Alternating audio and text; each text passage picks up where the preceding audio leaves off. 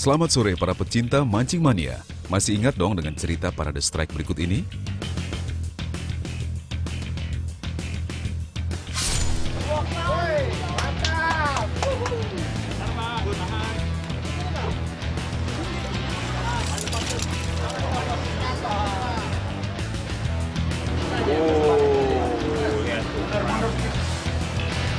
Mancing mania Trans 7 semakin mantap.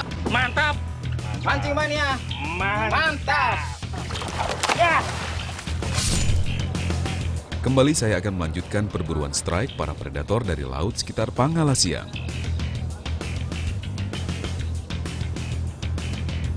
Di Pulau Tuguan kami memiliki dua peluang untuk menikmati tarikan predator di sini. Struktur karang yang langsung drop off membuat pulau satu ini sangat ideal untuk perburuan strike di pagi yang cerah ini.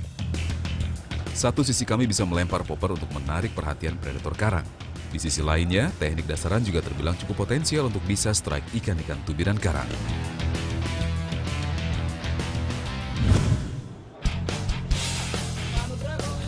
Terbuktikan apa yang saya maksud? Bermain teknik ngoncer atau dasaran di sekitar tubiran, Budi langsung mengawali strike. Lihat saja lengkungan ujung joran angler satu ini. Sepertinya ukuran yang cukup wah untuk bisa landed di kapal ini. Dengan jam terbang yang cukup tinggi, sepertinya Budi sangat yakin bakal memenangi pertarungan kali ini. Lihat saja sendiri Mas Bro, tenang sekali dia memainkan pirantinya. Wih, bukanlah rekayasa saat dua bayangan Rainbow Runner mulai nampak dari atas kapal. Pantas saja ujung joran Budi dibuat melengkung tajam. Rainbow Runner atau salem memang termasuk ikan yang berkelompok. Jadi wajar jika sekali strike langsung dapat dua sekaligus. Gimana Mas Bro, mantap bukan? Double strike mancing mania mantap.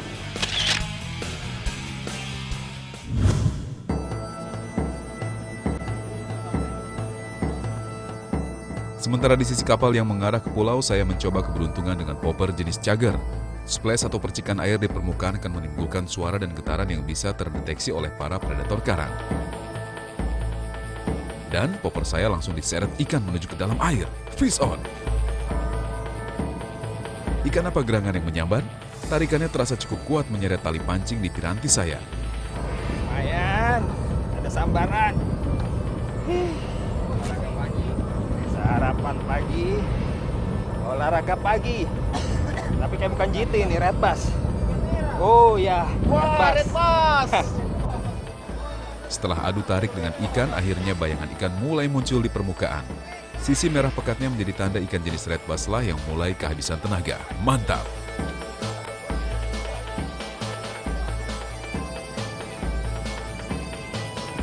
Dia biasa nyambar popper juga. Ini red bass atau kakap batu. Dia ini menurut peneliti di Australia ada racun ciguateranya. Tapi di perairan kita ini binatang ciguatera itu yang hidup di karang yang biasa dimakan ikan-ikan kecil itu jarang sekali karena di perairan kita sering dibom, dipotas. Jadi sedikit persentasinya kata peneliti di Australia. Tapi di Australia masih banyak sekali ciguatera. Jadi sangat mengandung racun. Mantap.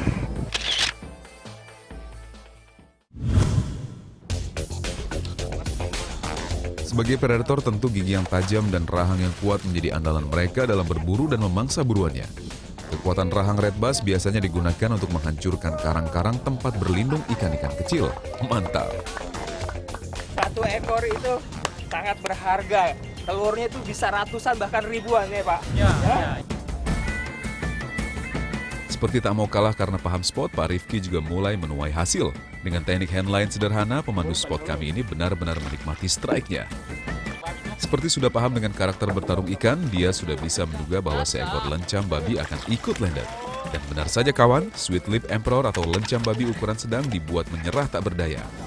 Mancing mania Trans 7 semakin mantap. Moncong bibir ikan satu ini sangat bermanfaat saat dia berburu mangsa yang bersembunyi di balik karang. Terkadang alam memang susah untuk diprediksi. Cuaca yang cerah bisa seketika berubah tanpa ada pertanda. Ya, meski ukuran kapal mancing ini cukup besar, tapi tetap terombang-ambing di atas ombak yang kuat. Untuk keselamatan, kapten langsung memutuskan putar arah dan kembali ke darat lebih dulu. Tentunya sambil menunggu angin dan ombak kembali bersahabat.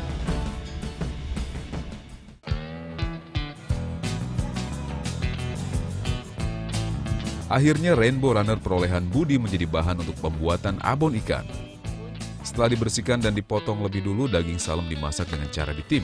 Tentu saja untuk membuat tekstur daging biar lebih lembut tanpa harus merusaknya. Oke, sekarang saya ada di Pulau Pangalasiang nih bersama ada ibu-ibu. Mereka lagi mau buat abon ikan.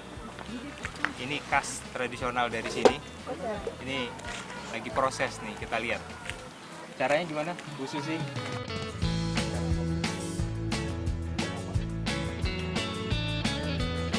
Ini ikannya ikan salem nih.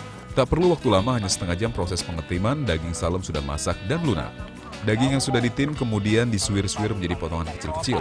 Proses ini juga untuk membersihkan daging ikan dari duri-duri kecil yang melekat. Ini bumbunya nih.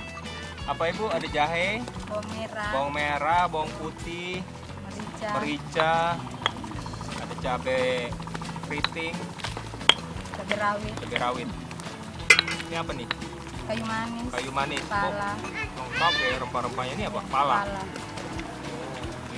Dan ini udah jadi. Ini bumbunya yang udah diulek, dijadiin satu. Tinggal dicampur katanya. Setelah proses pembersihan duri selesai, baru daging bisa dihaluskan dengan cara ditumbuk seperti ini. Keunggulan cara pembuatan abon tradisional ini adalah daging ikan benar-benar bersih dari duri atau tulang. Sementara jika pakai mesin giling, duri atau tulang pun bisa dimasukkan untuk dihancurkan bersama daging. Gampang kalau kayak gini saya bisa. Menghaluskan daging dengan cara ditumbuk seperti ini memang butuh waktu lebih lama, tapi kualitas daging benar-benar terjaga. Ini bagusnya diulek ini supaya kelihatan tulang-tulangnya itu kita bisa ambil. Tulang-tulang kasarnya.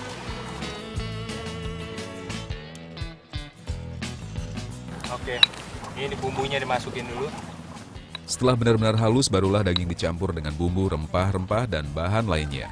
Masyarakat Pangasiang juga biasa memberi tambahan pala supaya saat makan abon juga ada rasa hangat di tenggorokan. Mantap!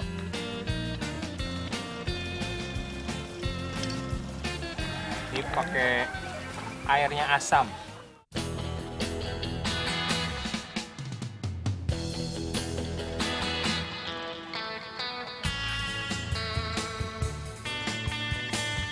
Oke, udah jadi, tinggal ditaruh gula saja, gula pasir terakhir.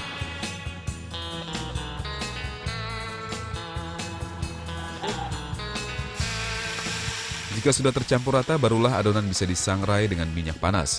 Perlu juga ditambahkan irisan bawang putih untuk menambah rasa. Selain itu, bawang putih juga menjadi indikator bahwa abon sudah matang.